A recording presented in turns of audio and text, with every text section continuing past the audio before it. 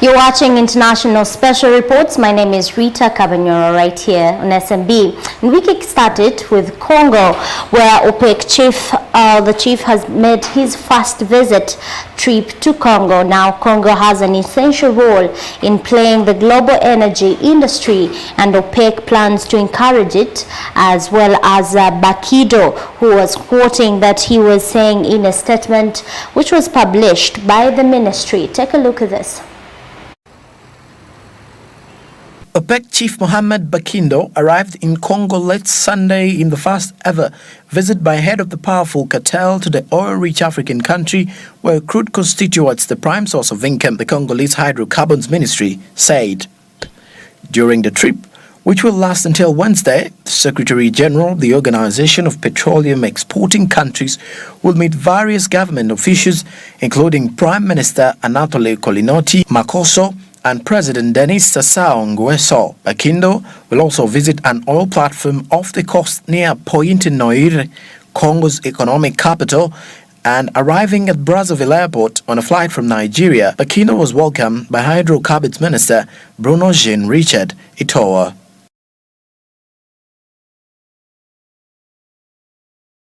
Heading to South Sudan, which is to open borders after a decade. According to the President Kiir's office, this was announced after a meeting between South Sudanese President Salva Kiir and the Sudanese Prime Minister Abdallah Hamdok.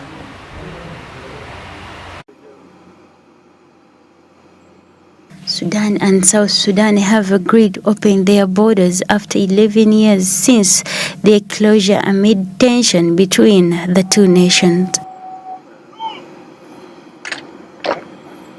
According to a press statement, the diplomatic meeting convened in Juba also resolved the reopening of water transport.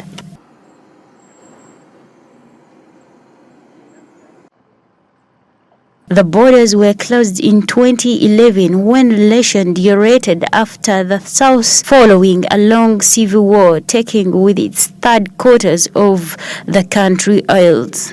In January 2016, President Omar Hassan al-Bashir of Sudan ordered the opening of his country's border with South Sudan, but this did not last. Well, we're still moving on with our international special reports, and now after a week of the Taliban seizing Kabul, the growing number of the cities there are still on demand for their getting jobs, as well as struggling to get food on a daily basis. But not only that, banks are still shuttered and food prices are soaring. A week after the Taliban's takeover of Kabul, a bigger growing number of people in the Afghan capital are facing a daily struggle to get by, with their jobs gone, banks still shuttered, and food prices skyrocketing.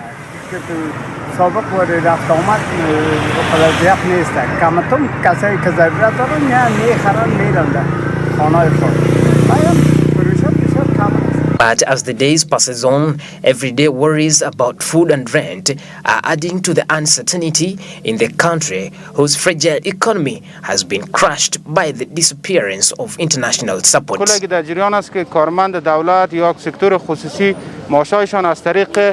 بانک پرداخت میشد ولی امروز بانک‌ها تماما بسته است و مردم اینجا هم جمع شدن و بانک هیچ جواب قانع کننده بر ما نمیده. Prices of staples like flour, oil and rice have risen by as much as 10% to 20% in a few days, and with banks still closed, many people have been unable to access their savings.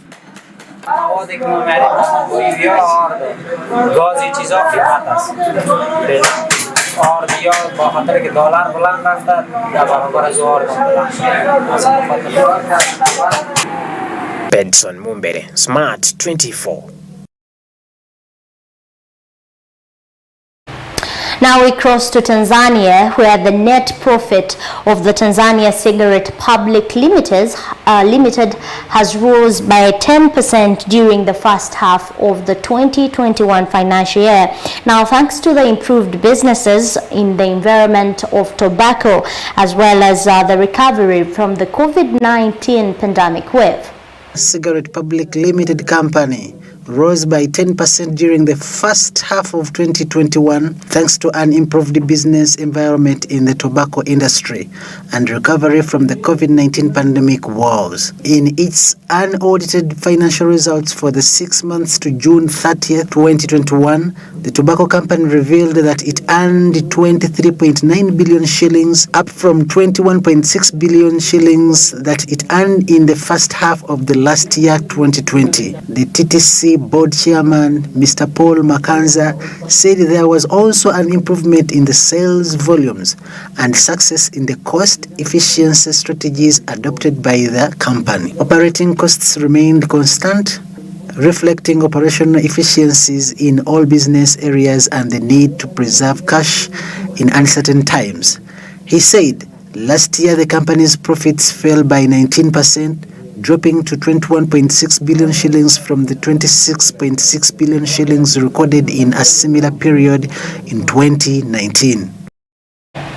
Now let's talk about hope prior to COVID-19 crisis around Kenya. Now it has received 880,460 doses of Moderna COVID-19 vaccine from the US.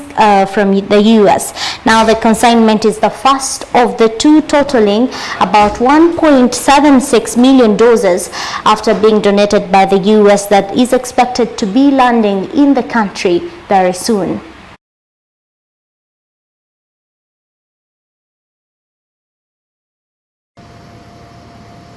Kenya on Monday morning received 880,460 doses of the Moderna COVID-19 vaccine donated by the United States government through the COVAX facility and transported by UNICEF. The shipment was received at the Jomo Kenyatta International Airport by Ministry of Health officials, among them Chief Administrative Secretary Dr. Mase Mwanganji, Principal Secretary Susan Mochache, Acting Director General Dr. Patrick Amoth, as well as COVID-19 Vaccine Task Force Chairman Dr. Weris. People who have got other infectious people who have got other diseases, so that we can also protect them. And only then are we then going to start rolling it out to the rest of the population. So we hope that Kenyans will understand. We have to have a priority list. We can't do everybody at the same time. Vaccine is now open to all Kenyans over the age of 18. I would like to emphasize that all World Health Organization and Government of Kenya approved vaccines, including the AstraZeneca and Moderna vaccines, are safe and effective. And that wraps it up for our foreign special reports here on SMB. Coming up is Jorram Ssonko with an expert discussion on branding. Ritah, Kabanyoro.